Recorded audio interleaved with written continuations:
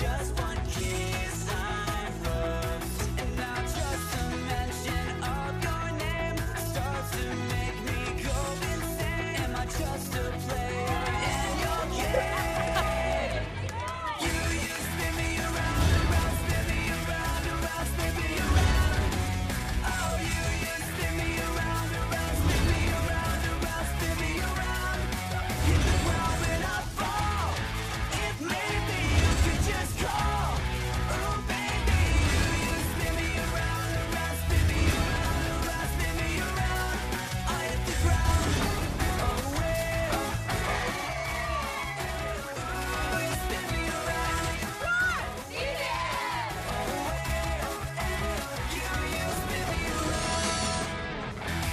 Patuloy pa rin po ang live and exclusive coverage ng inyong Premier Volleyball League mula po dito sa Volleyball Central or the PhilOil Flying V Center. It is day number 11 of the Open Conferences, so that means we have another doubleheader for you on this wonderful Sunday. Matches number 21 and number 22 ang aming iaalok po sa ating mga loyal kapamilya viewers ng inyong Premier Volleyball League. The Lady Jet Spikers and the Power Smashers sa ating unang laro.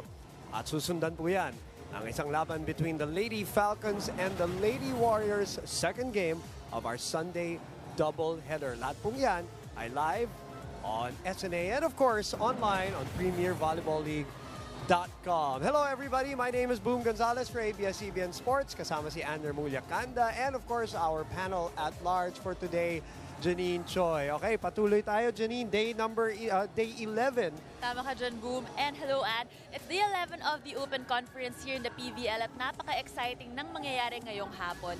Tunalo ng Lady Jet Spikers ang Water Defenders in the thrilling 5-set match noong nakaraang linggo. Kung ang Lady Jet Spikers galing sa panalo, kabaligtaran naman ang nangyari sa Power Smashers kung saan hindi nila nagamit sa kanilang advantage ang absence ni Eliza Valdez, kaya tinalo naman sila ng Cool Smashers in a 3-set match. Oh, nasayang yung pagkakataon, Tama, so to speak. Right? Tignan natin kung saan ang kinalalagyan nitong ating mga kupunan para malaman natin kung anong importansya nitong laro na to, especially for the Lady Jet Spikers. Tama ka dyan, Boom.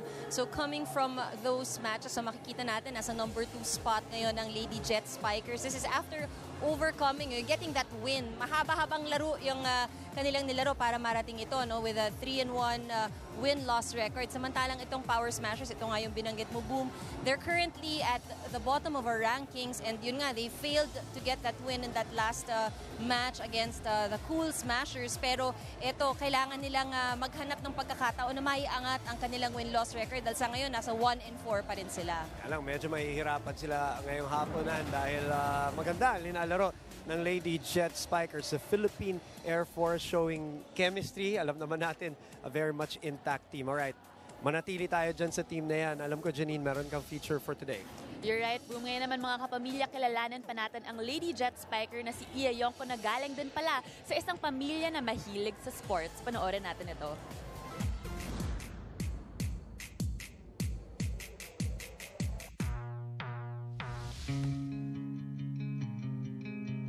It's never too late.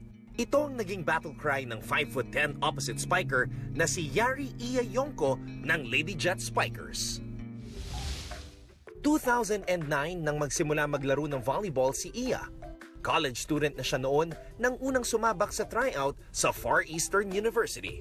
I don't know how to play volleyball talaga. Talagang nag-start talaga ako as in scratch talaga. Zero talaga po. Aminado si Iya hindi naging madali ang lahat para sa kanya. Sa kabila ng kanyang height advantage, matinding training ang kanyang ginawa sa kanyang unang sabak sa sport. Na-challenge ako kasi may mga maliliit talaga na players na sobrang galing. Tapos ang tataas tumalon, ganyan. So parang, bakit sila kaya nila? Bakit ako hindi? Why not? Ba't di ko subukan? Pagkatapos na yung training nila, yun, dun ako nagtitraining. Kahit mag-isa lang ako, dalawa kami nung kabatch ko. Nagtitraining kami, tapos sumasabay kami sa training ng lalaki nun. Para ba maka-cope up ako kung paano yung ginagawa nila. Nagtyaga lang talaga ako maglaro. Step by step ay natutunan ni Iya kung paano maglaro ng volleyball. Hanggang sa ma-recruit siya bilang varsity player ng De La Salle University Dasmariñas. Dito, mas lalong nahasa ang talento at skills niya sa volleyball. naging confident ako sa sarili ko nung lumipat ako ng DASMA sa Lasal. Kasi nga, uy, okay, kinuha nila ako, recruit ako dito. Parang, wow, star, ganyan. Parang ganun lang. Parang feel ko, kaya ko na maglaro. Nagtapos si Iya ng kursong tourism sa DLSU DASMA. At hindi nagtagal ay pumasok sa training ng Philippine Air Force. Na-realize ko after training. Hindi lang din kasi paglalaro eh. Hindi lang din paglalaro. Siguro yung stable job na din for the future. Kasi unlike sa iba, paano na after 20 years? Paano ka na? Unlike dito, after 20 years, as in stable job. Kung wala sa court, ang base ni Iya ay sa Cebu, kung saan siya naka-assign bilang Airwoman Second Class. Late bloomer man sa larong volleyball ay talagang destined to be a player ang 26-year-old jet spiker na pangalawa sa 4 na magkakapatid. Collegiate player ang tatay ni Iya, habang parehas na volleyball players din ang kanyang twin sisters. Ate yung always kaming minomonitor kapag, kunyari, kamusta yung grades mo, kamusta yung pag-aaral mo, kamusta yung paglalaro mo, nag-improve ka ba? Lagi niya kaming minomonitor about doon. Maalaga siya, tapos gusto niya palaging malinis sa paligid niya. Napakausin niya, sobra. Then, napakasipag sa, lalo na maglaro talaga ng volleyball. Talagang nagdo-double training talaga siya every time. At para sa kanyang mga kapatid, inspirasyon si Iya para sa kanila, lalong-lalo na sa sport na parehas nilang mahal. Sobrang nakaka-proud si ate. As in, kahit ngayon, di ba, always siya nag-the-best player ngayon. Nagiging inspirasyon ko siya kasi makikita mo talaga yung willingness tsaka yung eagerness niya na matuto, na mas gumaling.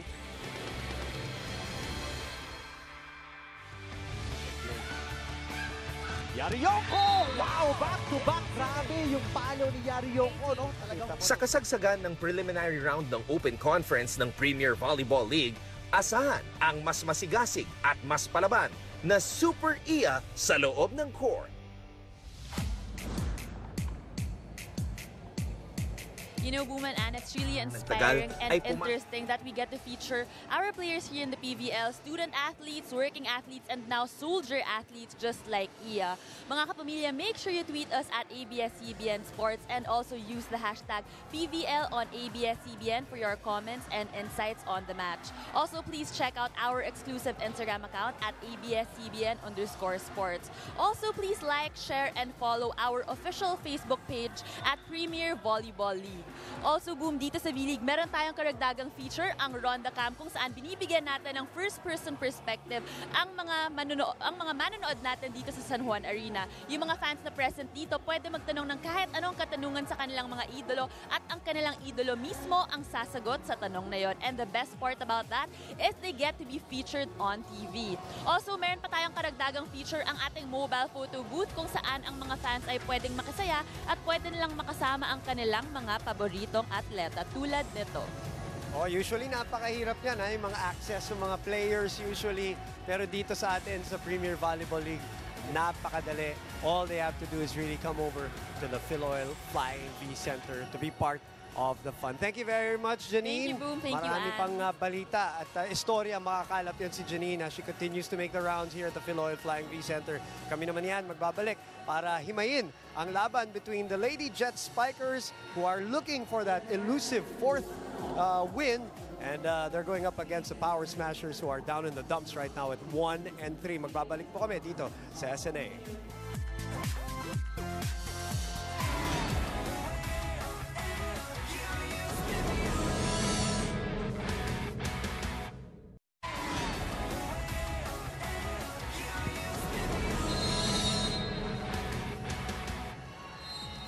Ilang minuto na lamang ay magsisimula na ang labanan ng Lady Jet Spikers who are 3-1 kontra ang ating Power Smashers who are at 1-4, not 1-3 like I said prior to our commercial break. Alright, ilang minutes na lang, a few minutes, I will get that game going. In the meantime, pag-uusapan muna natin ang lead up into this crucial game, especially for the Lady Jet Spikers who are coming off, sabi nga ni Janine kanina, a 5-set thriller, and Tama ka dyan. Isang mahabang laro bago makuha yung tagumpay para dito sa Lady Jet Spikers. But there, na-mention nga natin, Boom, it's really the gelling of the team. At dito natin nakikita yung experience nila na no matter how difficult or how long that game had to be, talagang they pulled it through. All right, let's look at the numbers, the scores, the set scores, and everything that happened in that 5-setter as the Lady Jet Spikers defeated the Water Defenders, who are also struggling, and surprisingly to a lot of people dito sa ating open conference. Tama ka dyan. But, you know, in this match, hindi naman naging madali rin, for the Lady Jet Spikers to get that win. If we'll get to see the scores or the output in that match, yun nga, nag-stretch tayo to 5 sets. And most of the sets, talagang di kita naman yung kanilang laban. Yun nga lang, if you look at the stats in that match, ang nilamang lang ng Lady Jet Spikers as opposed to the Water Defenders would be their services and scoring off the opponent's errors. It means that there's still an opportunity for them to really increase their output pagdating sa opensa and maybe even with their blocking.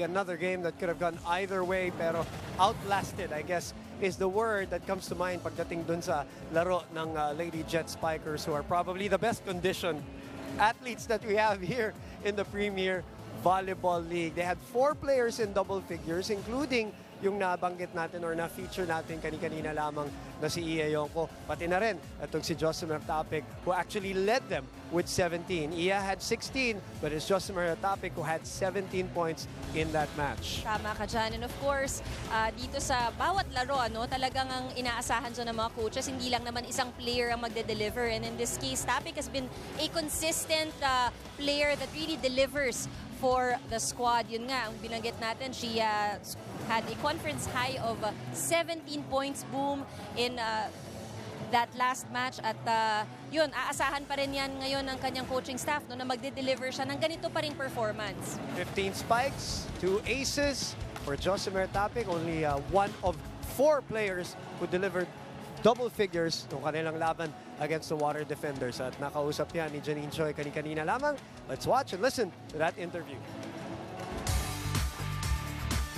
Neng, sa palagay mo, paano kayo nagtugumpay sa thrilling 5-set match ninyo kontra ang Water Defenders? Siguro bumalik lang po yung depensa namin sa taas at sa baba. Kaya siguro napanalo namin yung 5th set. At ngayon naman nakabilang kayo sa mga koponan na nangingibabaw sa standings with a 3-1 record. Sa palagay mo, ano yung reason ng upswing ninyo compared to last conference? Compare kasi sa last conference, kulang kami sa tao. Compare ngayon na nandun na yung mga teammates ko na nagtitraining. Siguro isa sa mga reason ba't kami nagiging mas maganda yung nilalabas ng nilalaro namin ngayon. Maraming salamat, Neng. Good luck sa inyo mamaya. Balik sa inyo, Bumatan. Maraming salamat, Janine. At sabi nga natin, kinakailangan nila itong panalo na to. 4 has been the magic number. And because the Water Defenders nandyan din, Lady Warriors, lahat ay humahabol sa kanila. The 3-in-1 Lady Jet Spikers won that 4th win today. Makakalaban nila ang Power Smashers, who are coming off probably to a lot of their fans a disappointing loss against the Cool Smashers. Sabi ni Ann kanina, hindi nakapag-take advantage ang Power Smashers. Walang Eliza Valdez yung Cool Smashers, but they still won in 3 sets. And I did that game, and in those 3 sets, all of those 3 sets, they were leading. So they lost, or let's say the Cool Smashers won, come from behind in every single set of those 3 sets that was played. That's right. If you look at the numbers din here, boom, hindi naman din nalalayo yung points. Pero yun nga lang, the Cool Smashers really outsmarted, I guess, and talagang outplayed the Power Smashers in that match. Ang kinakailangan nila dito, dahil kung titingnan natin din yung kanilang stats in this game, pagdating sa opensa, sa blocking, halos lahat ng different scoring departments, talagang nalamangan sila. I think it's all about producing more of the points, and also they need that end game. Because like what you mentioned, maganda yung paumpisa nila eh. Yes. Hindi lang nila talaga nasusustain all the way to the end of the set. And at one point, they led by as much as 6 in a couple of those sets, only to lose nga dun sa dulo. So nangahihirapan sila dun sa panapos against the Cool Smashers, who are on a roll, obviously, at 5-0. Okay, you talked about production na nagkulang dun sa laban na yon. Dimdim Pacres was expected to really power them through alongside Jovelyn Prado, who was coming off a conference high also in their previous win, started that match but was pulled out by Coach Ness, and we never saw her again. And this is actually why in that game, boom, no, talagang 1 point lang din ang na-produce ni Pacres. So We know that a lot of the teams are actually scouting and then looking at how she's playing. So maybe it's a strategy also of the coaching staff kung why she was pulled out. There definitely is a reason, but I'm sure the Lady Jet Spikers will be on the lookout for her today. Oh, gustong-gusto. I'm sure gustong-gusto rin niyang bumawi ngayon dito sa laban na to. It was Alex Tan who pretty much played in her position all throughout that match contra the Cool Smashers. There's no Nest Familiar today who's with the Philippine team in Thailand, but ang nakausap ni Janine Joy ay si Coach Al Carpio. Pakinggan natin yung interview na yan. Coach Al, napapakita naman ng Power Smashers na kaya niyong mangibabaw at mag-dominate first set. Pero ano po yung dahilan kung bakit nahihirapan kayong mag-close out? Siguro lumalabas din yung medyo baguhan yung mga bata. Tapos yung immaturity ng team siguro. Pero hopefully next game ma-sustain namin yun. Coach Al, ano naman yung kailangan ninyong gawin para maging matagumpay kayo ngayon kontra ang Lady Jet Spikers? Last training namin, basta maglaro lang. Tanggalin yung mga pressure sa loob. Tapos maglaro lang. Siguro, pag nakuha namin yung first ball, dire-diretso na yun. Basta may first ball kami. Maraming salamat, Coach. Good luck po sa inyo mamaya. Balik sa inyo, Bumatan. Must-win match at walang Coach Nest Familiar. Coach Al Carpio will take over today.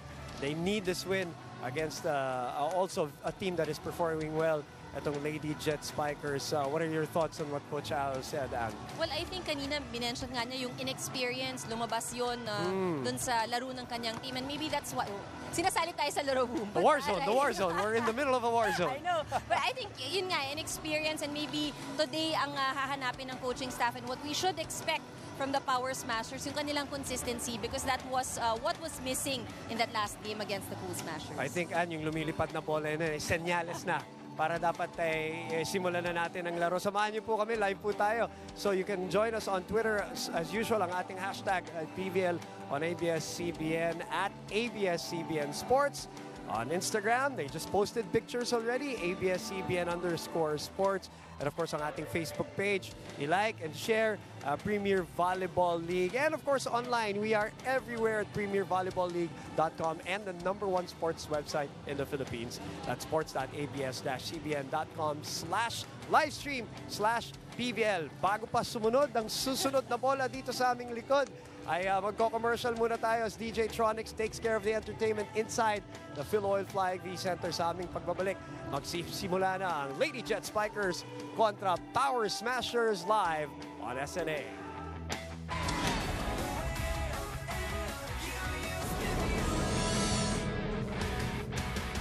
Presenting our officials for this match. First referee, Ms. Joy De Imus, National Referee. Second referee, Mr. Nestor Bello, International Referee.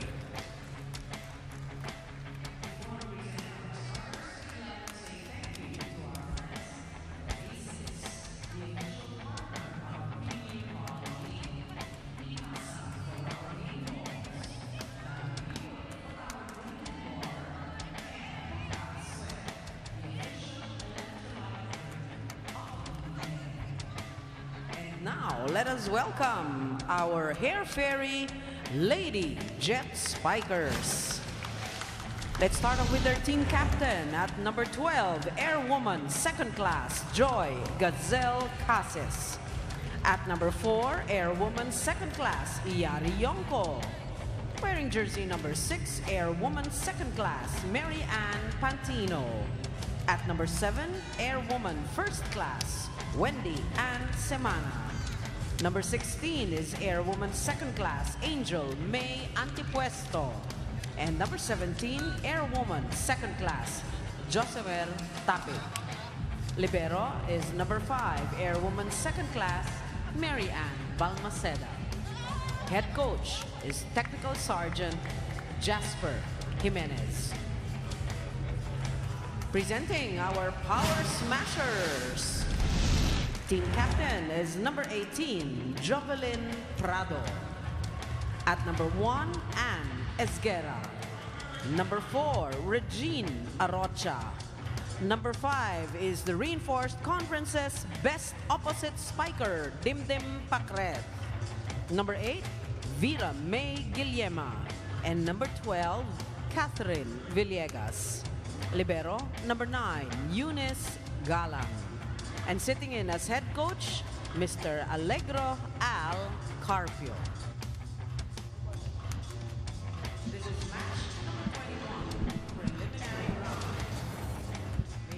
Starting 6 for both the Lady Jet Spikers. 3-1. And ang ating kalaban na Power Smashers, 1-4 today. First game of our Sunday doubleheader. Maraming salamat sa inyong pagtutok at pag-abang at pagpanood ng ating or ang inyong Premier Volleyball League Open Conference. And day number 11 of the Open Conference. Noity Imus, ang ating first referee. Lester Bello, ating second referee. Boom Gonzalez and Remulia Kanda. And here we go for game number 1 today. First point going to the Lady Jet Spikers.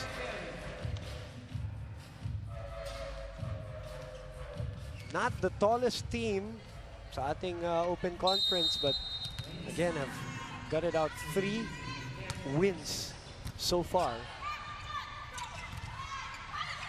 Talagang nagkakasubukan pagdating sa All-Filipino and dahil you know, they also have had they haven't been lucky, let's just say, with reinforcements and all of that. Pero kung sila alam natin kung anong abilidad, alam natin they've been here, they've been around, they've done it all, and they're doing it over and over again. So it's easy to underestimate a team like that dahil yung mga kalaban, di ba? Not just the Power Smashers, but a lot of the other teams dito sa ating Open Conference. They have some big names, very glamorous names, but they're the ones who are at 3-1. That's right. I think it has a lot to do with the fact that this team has been playing together for quite some time. So in terms of gelling well, in terms of you know, working under pressure, nagkakaamuyan na itong mga to. So that is an advantage for them. 2 straight points for Jovelyn Prado. 1 down the line and 1 off speed. And miscalculation, that's always a tough set. And Iya Yonko unable to get it through. 3-1.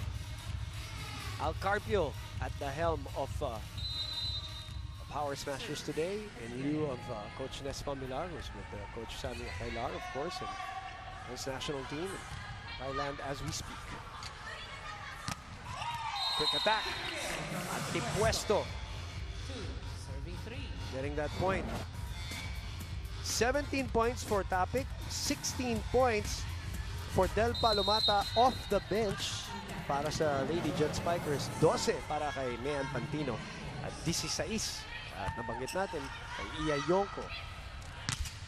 Doon naman sa kabila, nakulang ang production. Sabi nga ni Ann, after it's only with 1 point, it was Prado with 15 coming off a spectacular performance in the win before, and Regina Rocha with 10. Pero wala nang sumunod after that. But sa ngayon, si Backless parang very eager, of course, to na makabawi sa kanyang laro. Oh, that's underneath the ball. Yonko forcing that one on the opposite side. 5-2. Second game will be the Lady Falcons and the Lady Warriors. Also need that win because they are at 3-1. Or ang ating magic number dito. So, ito nakikita natin again the distribution, and then you have Semana, of course, as your setter. Of course, Semana making sure that she's getting all her frontliners to work and exert some effort. Arocha, you know, I keep saying this every time. Probably the easiest player to underestimate, pero always effective. Alright, let's go back to Janine Choi for this report. O mga kapamilya, nagdiriwang ng kanyang kaarawan ngayon si Coach Nespa Miller sa Thailand kasama ang kanyang buong pamilya. At kahit wala man siya ngayon dito sa San Juan Arena, nais pa rin siyang batiin ng buong koponan ng Power Smashers ng isang maligayang kaarawan. Kanina nga nakausap ko ang kanilang middle blocker na si Wenneth Eulalio na 10 taon ng coach si Coach Nes at sinabi niya malaki talaga ang pasasalamat niya kay Coach Nes dahil kung wala si Coach Nes, wala siya dito sa PVL ngayon. 2007 pa lang, third year high school pa lang si Wenneth ngayon noon at nagsimula na siyang mag-train kay Coach Nes at sinabi niya na si Coach Nes talaga ang tumulong humasa sa kanyang talento. Parang tatay at kuya na niya si Coach dahil ang nanay niya nasa probinsya at nasa abroad naman ang kanyang papa. Ang libero din nilang si Charlene Gallego na 6 na taon nang nasa ilalim ni Coach Nes, malaki rin ang pasasalamat dahil sa tiwalang ibinigay niya mula college hanggang dito sa Collegiate League. Balik sa inyo, Boom at Ann. Maraming salamat, Janine. Isama mo na dyan sila Wendy and Simana. Oo. Matagal na. Kasama ni Coach Nespa Miller. Part of that champion team with Rachel Andakis, of course. Poor coverage on the part of the Lady Jet Spikers. Alright, early timeout. Well, actually, technical timeout tayo. Lamang ang Power Smashers, 8-5. Magpapalik po kami. We are inside the Philippine Flying V Center para po sa ating day number 11, ating Open Conference. At lamang po, 8-5 ang ating Power Smashers. We need the win. 1-4 against the Lady Jet Spikers. Boom, at this point, no, first set pa lang tayo but very aggressive ang nakikita nating Power Smashers in terms of offense. I'm looking at some stats.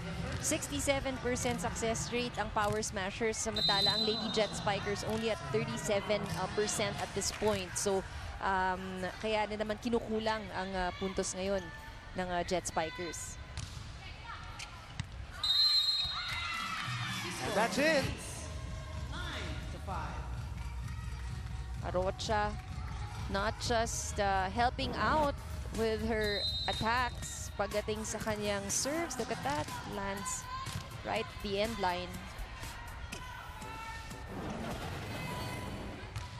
Arocha. Bumalik ang bola, Simana. Balik ulit.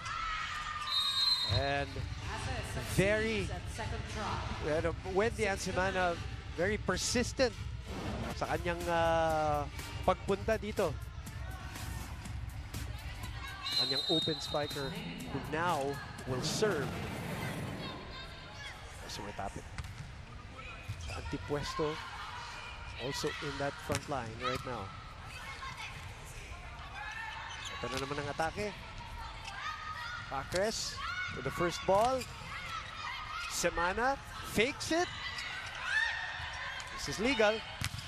And Prado again with her third point here. 10-6.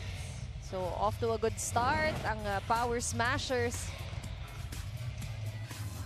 Right now, what they're trying to do is they're just making sure that they're very aggressive pagdating sa opensa. Samantala, Lady Jet Spikers until now, still trying to figure out, I guess, how they can tighten their coverage. Semana fakes it. On the 1-2 play, she goes for that hole. Yung butas sa gitna. Tatlo ang hinahabol ng Lady Jet Spikers.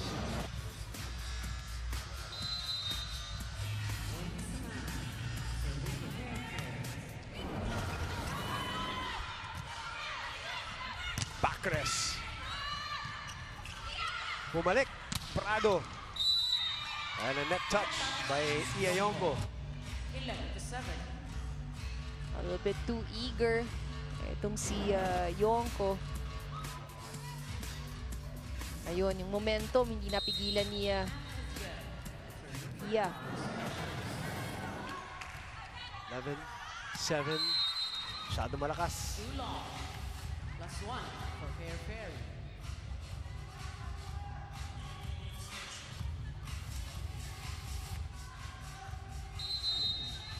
Team captain, Joy Casas. Joy Casas now. 8 serving 11. Inangat ang bola. Prado has been feeling it today. She gets that corner. Really broke out of her shell 2 games ago at nagpapatuloy pa rin ang kanyang magandang ipinapakita dito sa ating Premier Volleyball League. She's on serve right now. 12, serving 8. Etong gantong-ganto sila kasama ang against the Cool Smashers in all the 3 sets. Like I said, as much as 6 points in 2 of those sets. Kanilang kalamangan, only to lose it in the end. And so the challenge for the Power Smashers, Boom, in this match, tulad ng sinabi natin in the pregame, it's all about the end game. Ano yung panapos nila sa bawat isang set. Let's see if that's something that they will be able to address today. Play still alive. That is double contact on Pacres. 2 touches called on Pacres. 10-12. Do not get a handle on that ball. It's si Dimdim Pacres. So, dalawa na lang. Biggest lead of this set was 4. Poor first ball. Arocha still makes something out of it. Arocha was there to dive. Hindi lang may over. Almost had it. Natatawa itong mga si Pantino natatawa, but still a point on for them. And just like that, they are able to trim down the lead of the Power Smashers. Boom, isa na lang.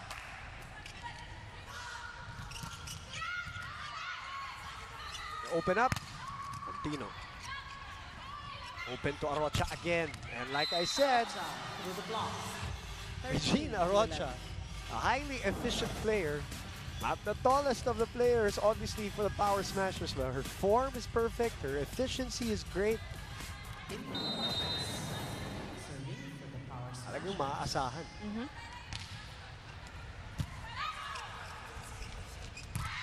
Oh, that's a nice attack by Mayan Pantino. Block is out. Isa na lang ang inahabol. Excellent play for the Lady Jet Spikers, and that is coming from a good pass. Smart.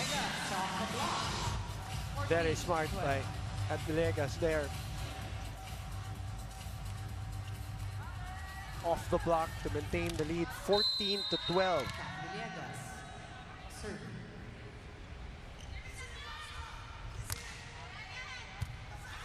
Good first ball. Good play again. Pantino from behind. A lot of the points being scored at this point, karamihan off the block. And talagang pinapatama dun sa kamay ng blockers.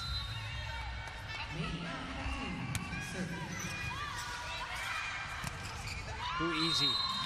Too easy para kay Joy Casas. So now we are tied for the first time in set number 1. Linihis lang ng Bagya. Gets the line within the court, obviously. Vertical jump lang yun, but she had a good reach on that ball.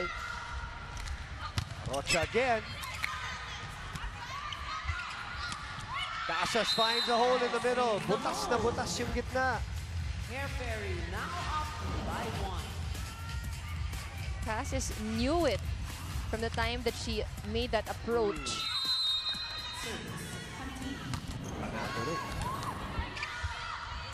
Tagays na binigay. Esquera. Semana opens up again to Joy and again gets the point. 3 straight points there for Casas. 16. Hair Fairy. Joy Casas and the rest of the Lady Jet Spikers. Abante ng dalawa, 16-14.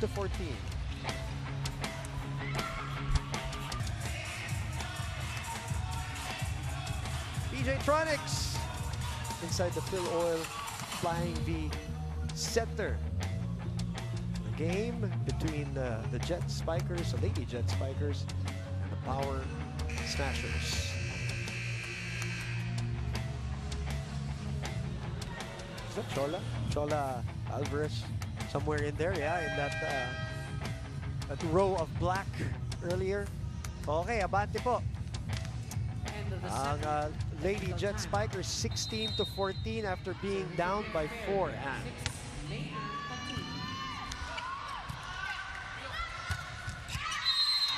Rocha again.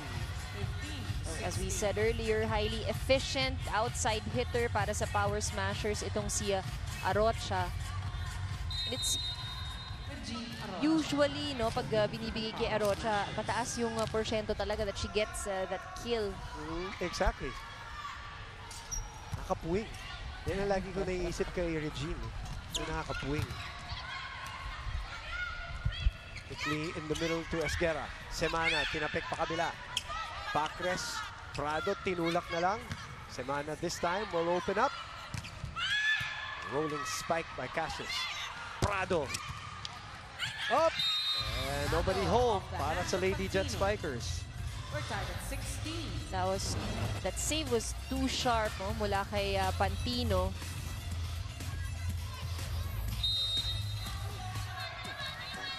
Again, if you just tune in, no Coach Nes Pamilar para dito sa Power Smashers.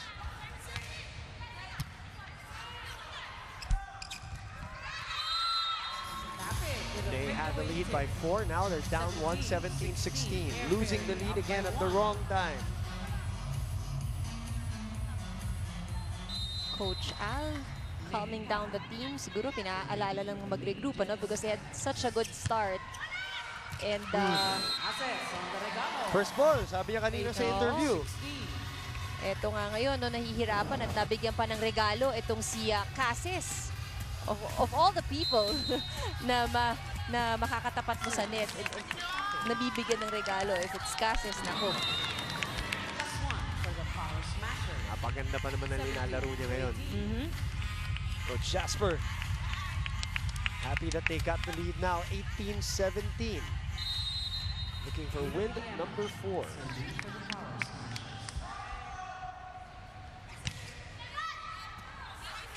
Semana quickly inside. Sa gitna binigay. Backrest, Bumuelo. Cannot get a clean hit. That's clean. Mainit. She heard you. Sabi niya, ito, clean boom. Yeah. Cross court. Angled. Cassius again. But Cassius, so far in this set, has been very consistent. Most of the points, very clean para kay Cassius. Ang maganda sa nilalaro niya, ang ganda nung pag-target. Lahat talaga alam niya kung saan niya dadalhin yung bola. Yonko, lumusot sa block. At ngayon, pinakamalaking abante ng Lady Jet Spikers 2017. So si Coach Al naman ang tatawag ng timeout. Power Smashers.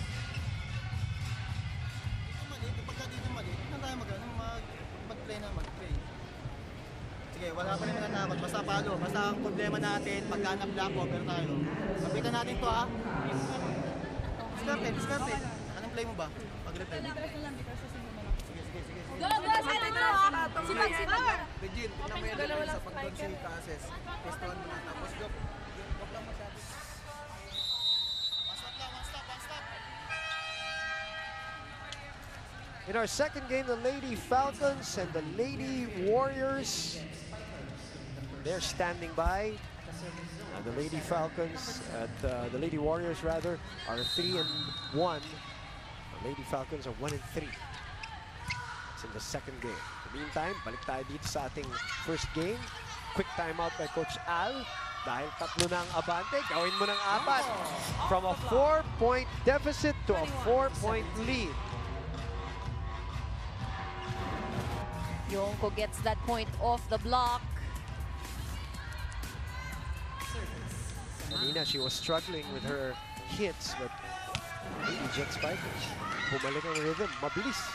At ito, may free ball pa. Semana, combination play, lumusot na naman. Everything working well for the offense of the Lady Jet Spikers. At nakikita natin yun, very comfortable dahil pinaiikot na talaga ni Semana rin yung kanyang mga attackers.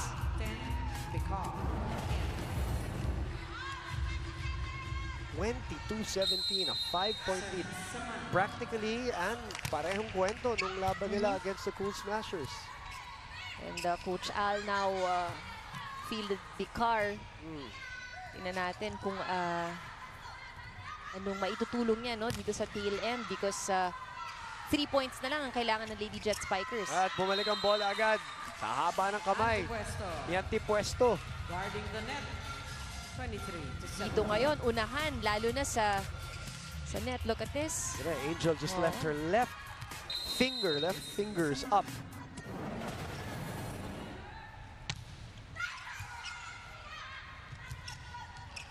Hirap din nung sitwasyon ni Alina Picar. Papasok ay Malamig ka naghahabol pa. sa dulo pa. And a lot of pressure. At ball sent back. Picar, inakyat para kay Prado, lumusot. Semana was there. Pantino sends it over. Pahirapan na set. Pagkakataon muli. 6 ang inahabol.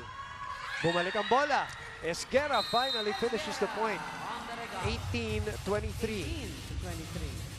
Tiyaga, yan ang kailangan ngayon ng power smashers and consistency also.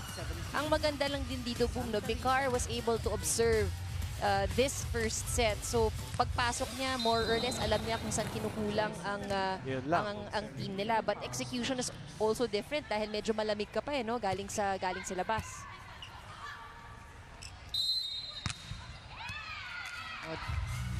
Double called on the Jet Spikers. 19-23. Semana. Napakamot na lang. Rare error from the 2008 team captain of the FEU, Lady Tamaraos.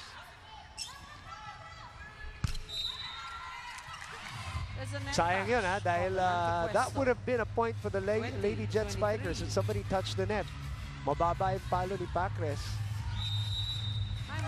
Ay, Coach Jasper, di magsusugal. Lamang ng 3, siya ang magta-timeout. Tayo ng dalawa eh. Paluin mo na. Oo, chance na oh. Wala namang sumunod na sa'yo. One stop tayo, kailangan natin ng points. Ha? 3 yung binigay natin. Resiban nyo na maganda, first ball natin, pasok. Kahit anong mangyari, pumasok ka. Ha? Kung bakit na-receive, tuloy. Tuloy, pasukan mo. Ha? Sige, go, go.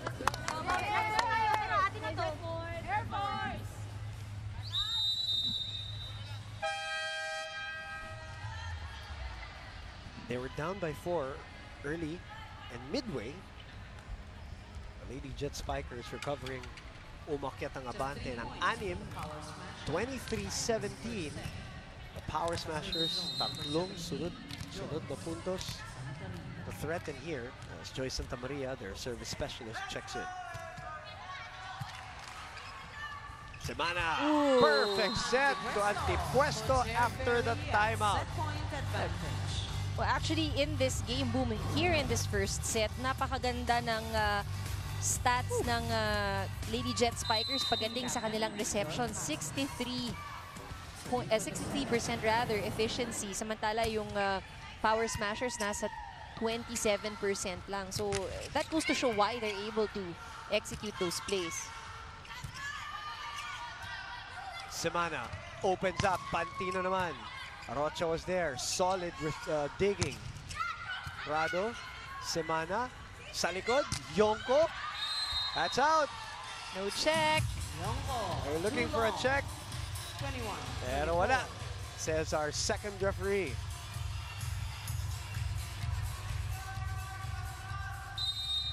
Team captain, Jovelyn Prado.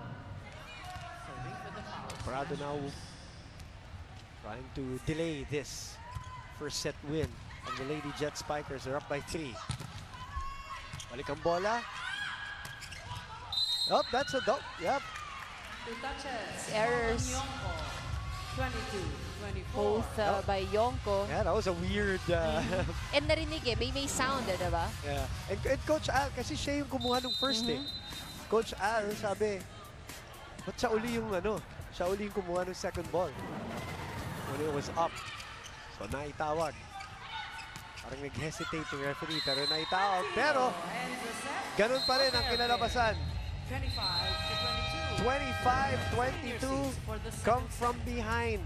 It's the same story para dito sa Power Smashers. Lamang sa simula at talo sa dulo. First set goes to the Lady Jet Spikers. Magbabalik po.